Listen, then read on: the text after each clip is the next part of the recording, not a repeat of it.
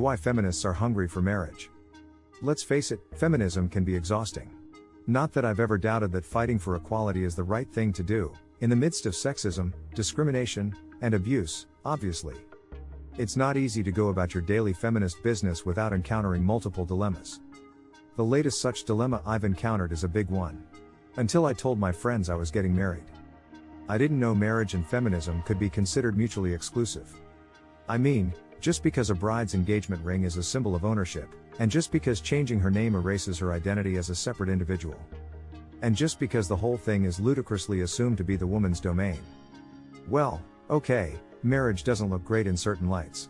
But it was a commitment my partner and I wanted to make. It felt right to me. And surely at least a small part of being a feminist means forging new paths through old traditions? But in the months after our engagement, I had to deal with a stream of expectations that were difficult to reconcile with my feminism. Loving someone, and saying that in front of family and friends, shouldn't be controversial. Yet the whole ritual is riddled with patriarchal symbolism. I grew up with girls who knew they never wanted to marry and girls who had their wedding day planned in meticulous detail. Personally, I wasn't completely decided either way. But if I ever thought about my wedding day, I certainly didn't think about it as a day on which I'd be given from one man to another, like a piece of property. I never looked at the bride's white dress and thought of her as a virginal gift to her husband. And now here I am, a couple of decades on, wrestling with candles, confetti, and cake. I am dealing with a whole load of dilemmas I never knew existed.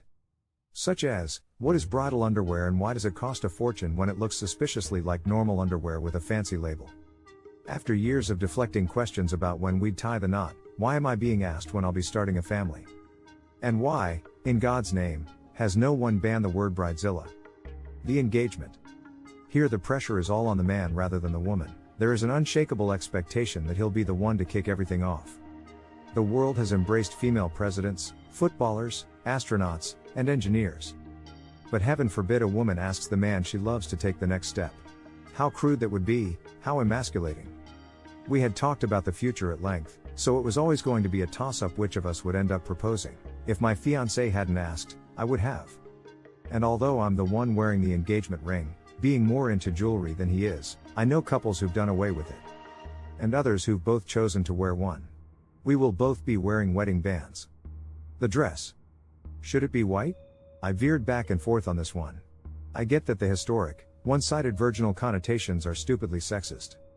But I also feel quite confident that those associations have largely fallen away. Nobody at our wedding will be under any illusions, knowing that we've lived together for 5 years.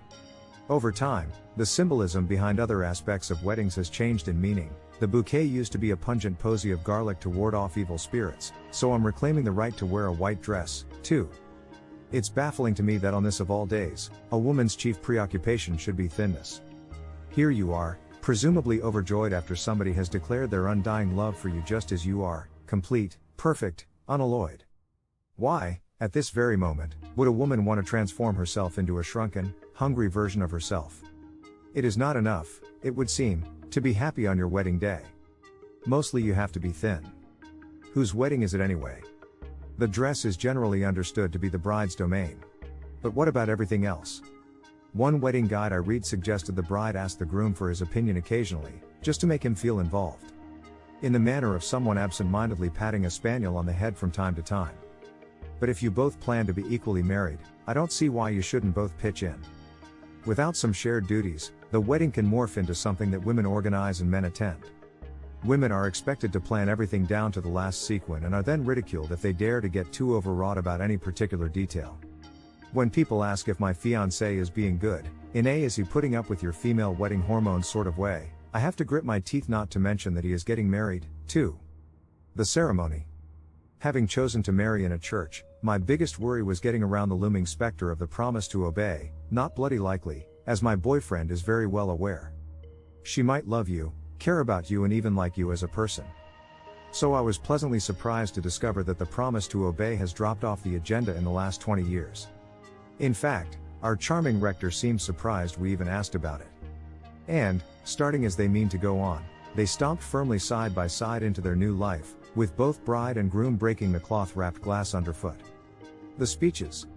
What proportion of female speakers does it take to make a feminist wedding? In my case, it'll be half and half. There's something sad about reaching the end of a wedding, having heard so much about the couple's characters, lives, and histories, and realizing that you haven't heard a woman's voice all day.